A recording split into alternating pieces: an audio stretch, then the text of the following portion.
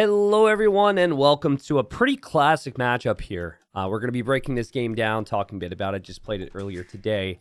I was gone for 2 weeks. I was traveling, casting Age of Empires 2, but when I'm gone for 2 weeks and I can't play the game, I always try and get back in business and get back in shape. It's been a rough ride today, wins and losses, but I was looking through my list of games to potentially bring to you guys because server's down right now, can't do anything live, and just my normal plan, which is going to be restarting here over the next week or two for you guys, just haven't really been able to get back in business. So hope you guys are doing well. We have a lot of new civilizations in Age of Empires 2 these days. The Poles, the Burgundians, I mean, the list goes on, right? And a lot of the expansion civilizations are quite strong. Meta is dominated at times by them. But here we have two classic civilizations. This would have been a matchup that you would have seen if you've been watching my channel, you know, or if you were watching my channel the first couple of years I created it. I started the channel in 2015, believe it or not, closing in on 10 years now. But anyways, Aztecs versus Britons. You've got me in the yellow, playing on the Clown 90 official account. I normally favorite Arena on this account. Basically, the whole point is to embrace my inner clown. Did end up getting Arabia here against a player named McLuffy, who, if I'm not wrong, is a Belgian player, and he can range anywhere from like 2100 to 2200 to 2300. You could see our elos at the bottom right. So let's break this matchup down a little bit. So I think it can really go either way. As I said, I've seen this matchup a lot over the years. I think something that the Britons can struggle with in this matchup is mobility, because they're going to be going archers. But the key with Britons is to kind of like force the issue and use that extra range. So that's kind of what I was thinking here. If you look at the map, McLuffy's got some pretty forward stones and golds, right? If I've got massive range with crossbows and he doesn't have anything to really stop that, then he might as well just tap out, right? In my case, map is pretty good for the start. I've got some nice back gold, back stone here. But again, I'm playing Britons, and I want to fast track into archers. Now, you could do different things. Like some people, because Britons have the sheep bonus, or the goose bonus, I guess you could say, because we got geese here. You can use that additional food, and you can actually just go for scouts. I think that's an underrated thing. If you're a player who maybe randoms into Britons, but you like going scouts, they have a pretty good scout rush. You just could switch into the archers a little bit later on. In my case, I was thinking about what can the Aztecs do, and the Aztecs start with additional gold, and it's very common for the Aztecs to use that gold in the form of man-at-arms. So, you know, I was thinking, okay, well, if he goes for man-at-arms, then maybe I can just open archers, and I can play defensive.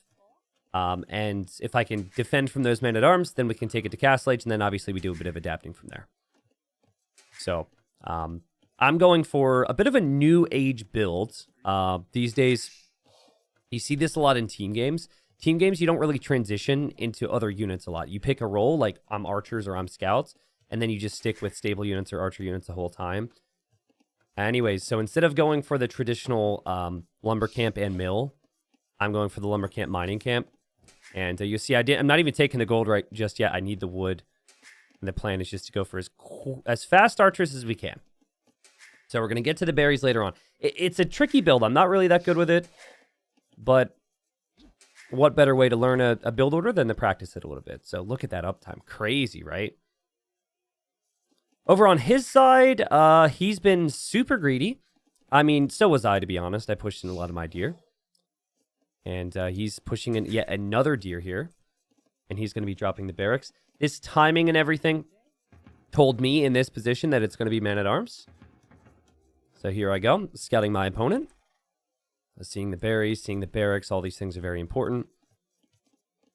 Yeah, my hope was to build the archer range and everything here, kind of wall up. And I didn't want to have to go scouts in the Feudal Age. So typically, if he's going to be going man-at-arms, he's still going to have control, because he's going to have units that I need to whittle down with my archers.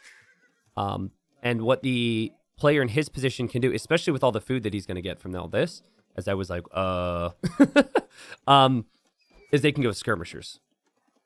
So there I just randomly run past the town center. Thankfully didn't take a hit there. Not going to steal his turkeys because he's chill with me when we play ranked. Obviously, if that's a tourney, we usually are going to steal those things, but I prefer the game to be as even as possible so I can get back in shape here. And I see a villager. So I'm like, okay. I'm going to try and kill this villager. And the blocking could have maybe been a little bit better. And then I have feudal age scouts, so I decided to get an attack. Whoa, hold on a second. I didn't realize this when I played. Watch that. What is this, dude? So this is something that's always kind of been a part of the game. And I'm not sure if they've made it worse, because every time there's a patch, I get scared and everyone freaks out because there's going to be bugs. Watch this, right? Here's his eagle. I've got 41 HP. Okay, 37 HP. I run away. Hold on. Maybe it's just the sound here. Okay, so I go from 37 HP. Guys, he did damage from 2 tiles away. I mean, like, I'm pretty far away here. Bam, does damage. Okay, so that was pretty ridiculous. Anyways, we continue on here with the cast. My apologies. I didn't actually realize that in the moment, but I did look at his HP and I did look at my HP and I was like, was hoping to do a little bit more damage here, but we see the militia. And again, I'm trying to kill this eagle. And there's my archer range. Now, you know, obviously I know he's going to be coming forward. The thing is, he doesn't actually know where I am, which is pretty crazy. Well, maybe this should have dawned on me in the actual game. Yeah, he hasn't scouted me at all. And so here he comes. He's looking for something. All I've got to do is wall this up. So here I go with a couple walls. And got my archers on the way. Starting some walls on this side because I know he could maybe swing over this way. I've got this walled, right? Yeah, going for the blacksmith so I can get my upgrades, living the dream. This is a perfect start for me. And oh, wait. That palisade wall isn't completed yet. And I go to finish it. And now everything starts to fall apart. And now I'm very frustrated. And now my scout just attacked the man-at-arms. So my scout is weak. And yeah. Things got crazy, and this is what I mean about these builds, right? It's like, if everything goes right, you're in a beastly position, but, you know, everything does have to go right for you to really feel the benefit of these types of builds. Luckily for me, I didn't lose a villager. I'm able to transition to the berries now. We're kind of in an okay position, but nice little control for him. But guys, he went 4 man-at-arms, and this is the thing, like, Aztecs have that capability, and then Aztecs produce a bit faster, and Aztec economy is pretty strong. So it's going to be a fun matchup here because in the back of my mind, I have to respect the fact that Aztecs have really strong eagles, which are anti-archer. But then also they have pretty good skirmishers as well. So anyways, I didn't re-wall this. Okay, so I actually in this moment thought I had re-walled it. It's kind of weird because when you look at it, you don't see the hole. So anyways, I'm chasing him down. I'm starting to add some farms now on the back of all this, starting to wall up. Meanwhile, he realizes that this could eventually be an issue for him. So he's just walling up as well. This is something I need to do a better job of. I didn't track those men-at-arms. I respected the fact, I thought this was walled, right? So I respected the fact that maybe he would come in this way. So I was sending my new archers there. But here he comes, right? And here I go, hoping to do some damage. He's actually sneaking some archers off to the side. And my scout looking for his follow-up is going to see this. Scout is going to end up dying there. And I had to do a bit of damage control here. Fortunately, able to kind of shimmy him away. I don't know if shimmy's the right word.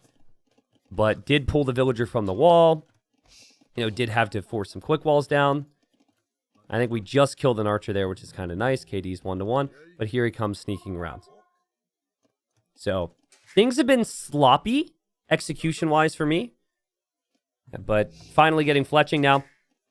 Still hoping to wall up. And again, you know, you can see here, I failed to chase this down. But I think, you know, in my defense in this situation, I'm very much worried that he's going to sneak in with something. Like, I just want to preserve my archer number, which is the key thing with Britons, and head up towards Castle Age.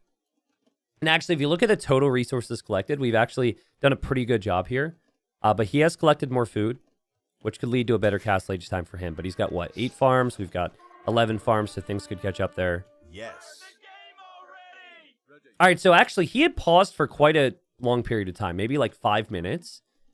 And I really struggle with the Britons. I don't know about you guys, but I always get overrun by knights in the mid-game.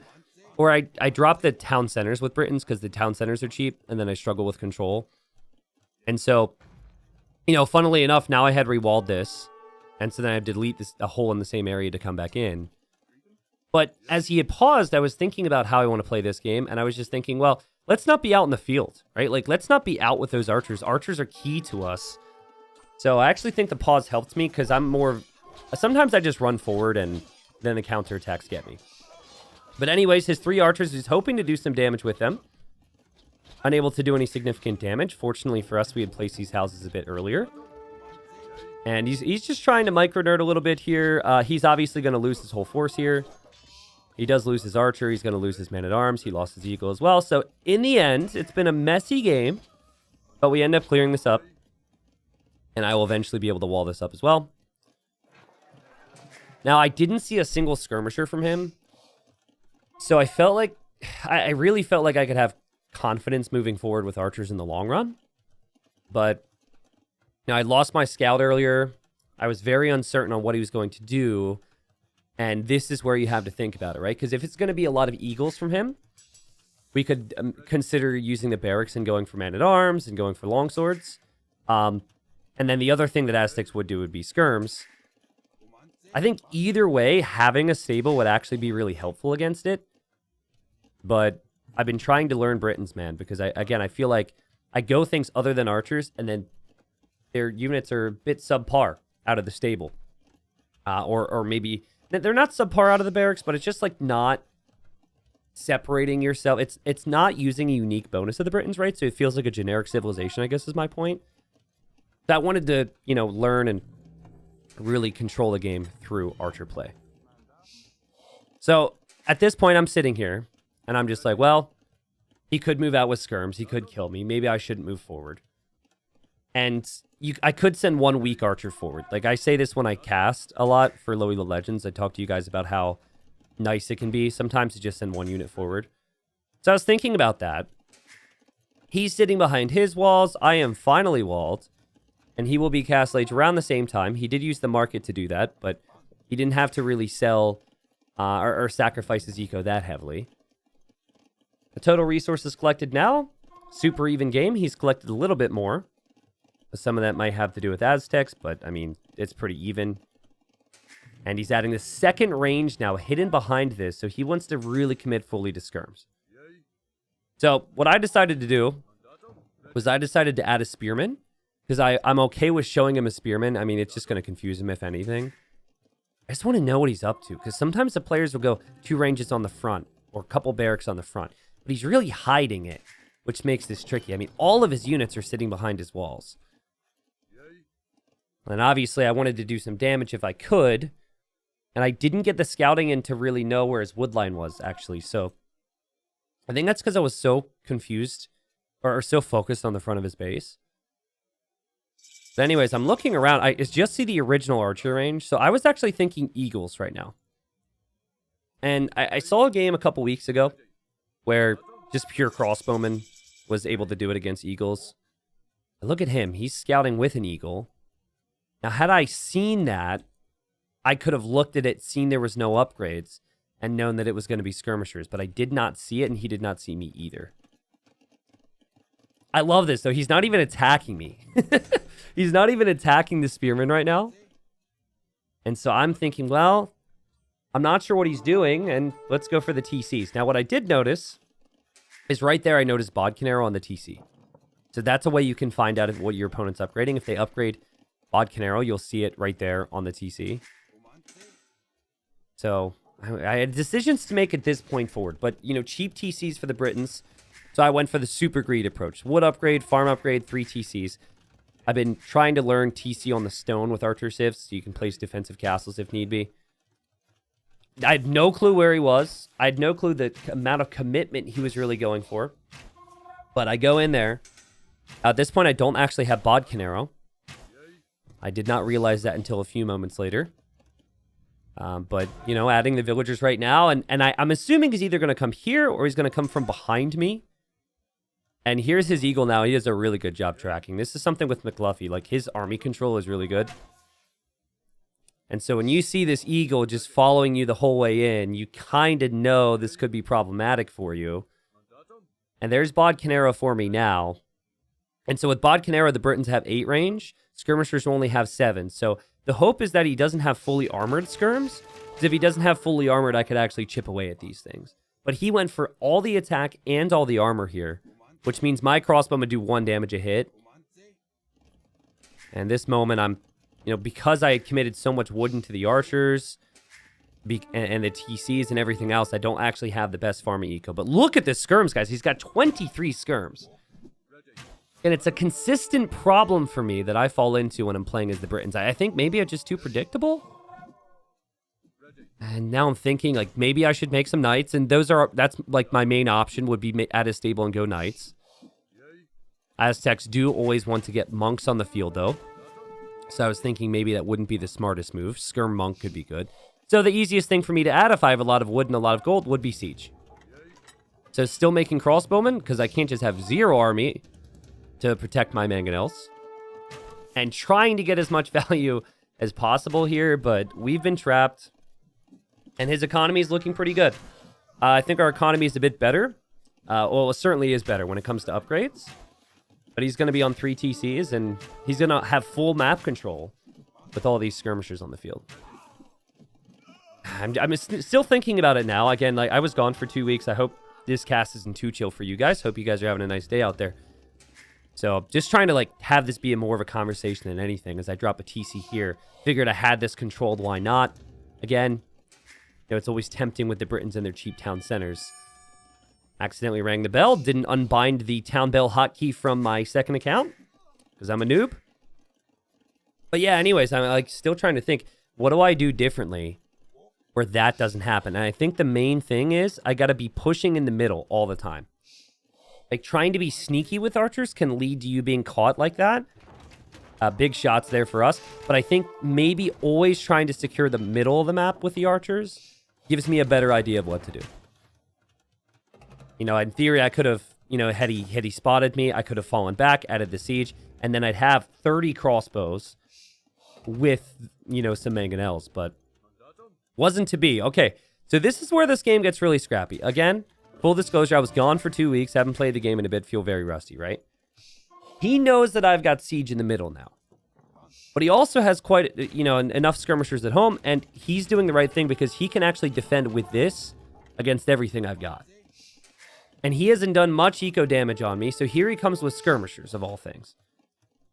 And so now I've got to make a decision, how much do I send home, right? So I'm making siege out of this siege workshop, but there's a bit of panic involved here, right? I've got to click villagers off of different resources.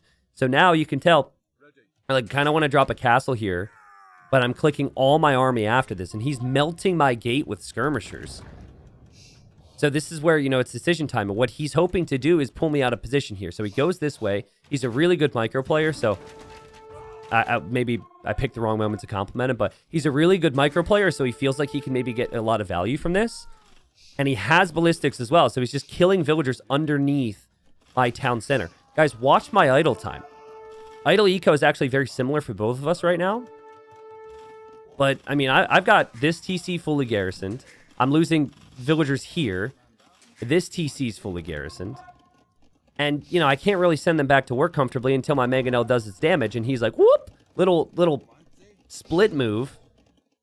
And meanwhile, for him, I'm not sure if he knows. Yeah, he knows that castle is most likely up at this point. But he's done an excellent job here because I've had the lead in this game, and he's killing the repair villagers. I was really frustrated. I was like, are you kidding me? I had 4 TCs. I had the castle. I have crossbow numbers. I have siege. It was a very frustrating situation to find myself in. And unsure if I could move forward as well. It made it more difficult to make the proper decisions with the rest of the game, like pushing here, for example, as he's now moving around to that right side. These skirmishers are pretty weak at this point, but my idle eco is now crossed an hour, and things just aren't really flowing as I would have wanted them to be. So I patrolled this way with my mangonels, patrolled this way with my crossbows. I think he was the first to notice this here, so this is kind of painful for me. He did try the attack ground there. He had really good micro there. And fortunately for us, we're able to notice the mangonel was weak and use a couple crossbows against that. Unfortunately for us, though, he does have ballistics, so we're still losing crossbow numbers. Not a good situation to be in, but we do land some big shots, 47 to 40 KD. Food eco kind of getting there for me, but I'm running out of wood and some other things are a bit problematic for us, and the opponent's now on the way to imp. Okay, so this has been a super micro-intensive game, right? There's been so much army in Castle Age. This is where it gets really tricky from him. So his skirmishers have actually done a really good job. The other option that you normally see would be eagles. And eagles would be good if you can afford to get all the upgrades and get the eagle numbers out. I think for him, the problem is the gold's exposed. A great reaction time from him here. He does notice that I'm on the way.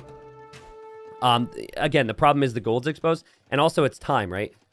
He's going to make the most from the Imperial Age by just further committing to skirms because he already committed so many upgrades and so many buildings into this.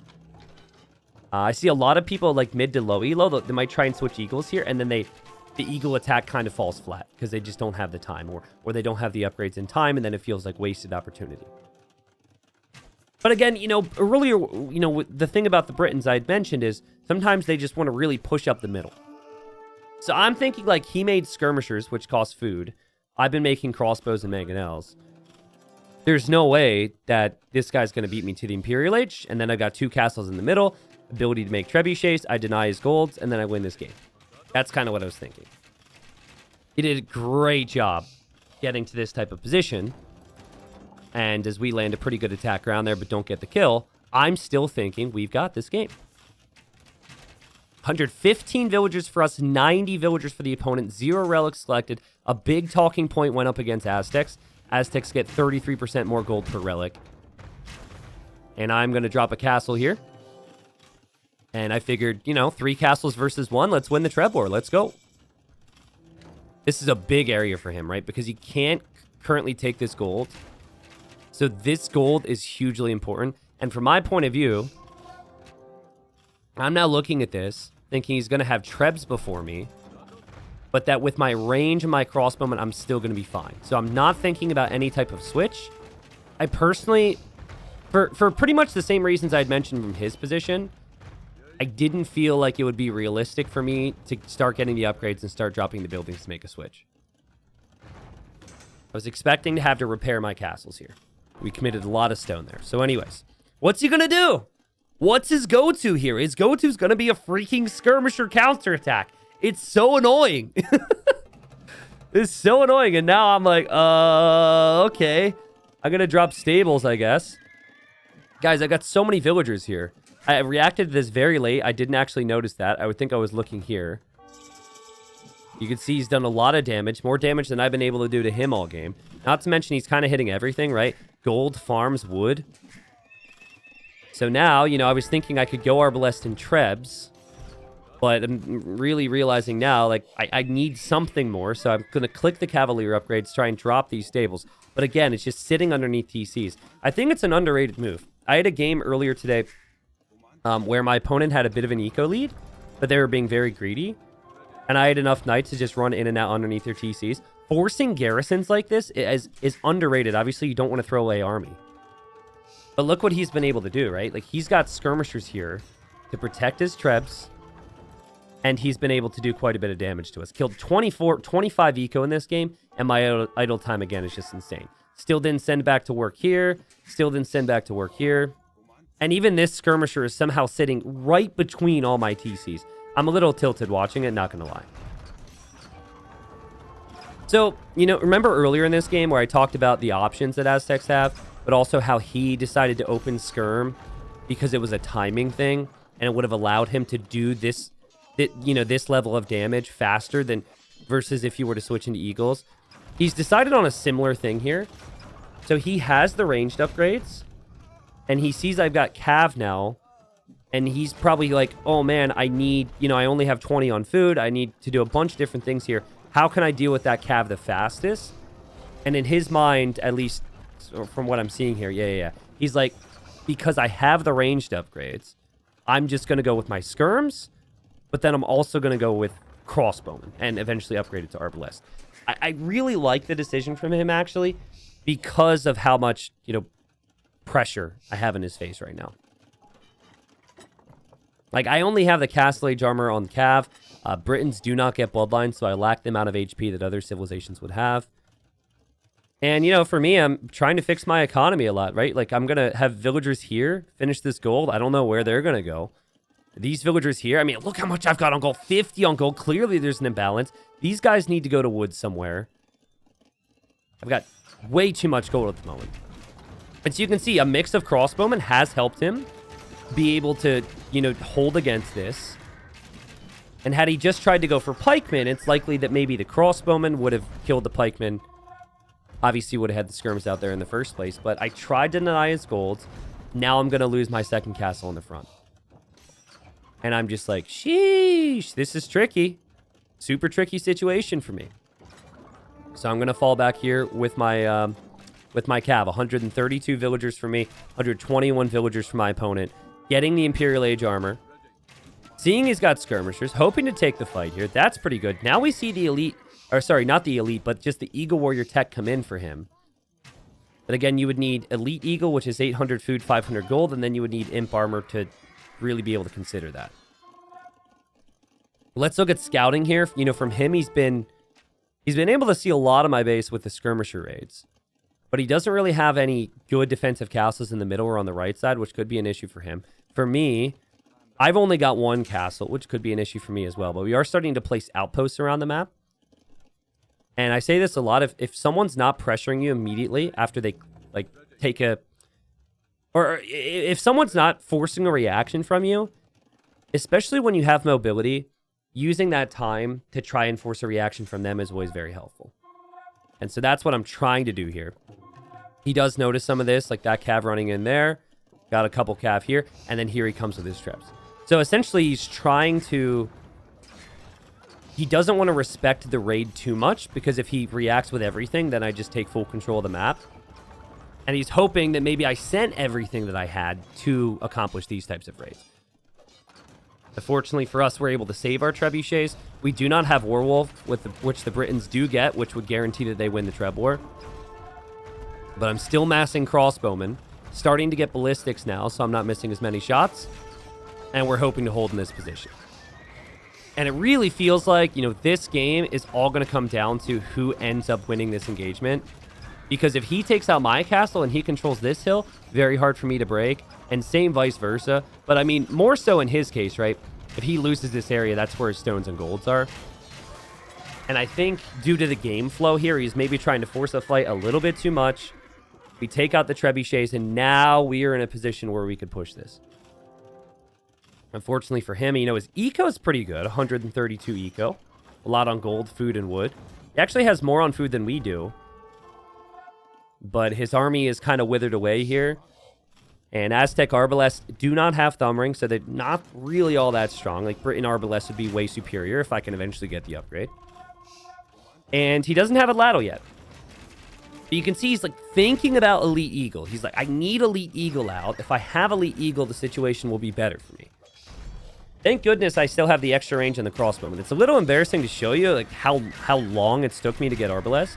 But the upgrade's, like, what is it, 700 resources these days? Might even be more than that, actually. I think it's, like, 800, 850, 900. It's pretty expensive. We boomed up to 141 villagers. I do have some additional gold here. I did also have some gold here. He did kill some of my stone miners there, but I knew that was an area that was going to be tough for him to defend. His army counts at about 40, which is the same as us. But the desperation push up the middle hasn't exactly been going well for him. And now we're going to spread our wings a little bit on the sides to raid. Again, if he's not in a position to truly threaten me, I'll just protect my trebuchets with my arbalest and then start to fan out to the sides. And from his position, looks like he sent villagers to gold there, hoping I'm not there. We know that I am. Here on this side, you know, he maybe sees this villager. He wants to kill that villager. Now he starts to see light cav coming in. And then fortunately for us, he doesn't actually have that many skirmishers. I have Arbalest with superior range. And we're going to be able to control the middle here. And he does get Elite Eagle. But Elite Eagle's, you know, still not in the number that he really needs. And he's starting to fall apart on every side here. And his population's going to plummet a bit. He's probably felt like he's lost control over this one for quite a bit. And we end up finally grinding this guy down and getting the W. He had made 125 skirmishers. I made 99 arbalest, or I guess like archer line in that game. And it was a good one. So like I said, I'm trying to get back in the swing of things here on my day-to-day content-wise. You guys will always have a video every single day. I wanted to cast something that was live, just like hop in and be like, hey guys, this is happening right now. Let's see how it goes. But then the server's currently down at the moment. So I hope you guys enjoyed this. I didn't have a lot of games to choose from. It was a very rusty game, but I really feel like I'm trying to think about what he could do a little bit differently. I think the main thing for him in this game was actually just not controlling the middle of the field here, right? Like, sure, he did a lot of damage running into my base, but I was able to control the middle areas, and I feel like controlling the middle areas was going to be important. If we go back to, like, this area right here. Okay, so, yeah, my crossbows end up dying, right? But what this allows me to do is start to fortify the middle. And from, like, here on out, anytime he's going to take an engagement, it's going to be on the right side, or it's going to have to be on the left side. So the thing that, even though we lost a lot of archers, I think the thing that we did well was holding this position. And it's a bit weird, right? Because we lost 2 castles, but it did feel like we were able to do more behind it because we were always placing castles in the middle. I don't know. I always struggle with Britons because I'm more of a player where I want to place a castle here and a castle here and a castle here, and just a lot of safe castles in the corners to help with raids. But it is a civilization where you really have to hold the middle of the map all the time. And honestly, his map was much worse than ours too, right? Like his golds and stones being as forward as it was, it would have maybe been nice for him to have a gold here or something. He did a really good job, all things considered.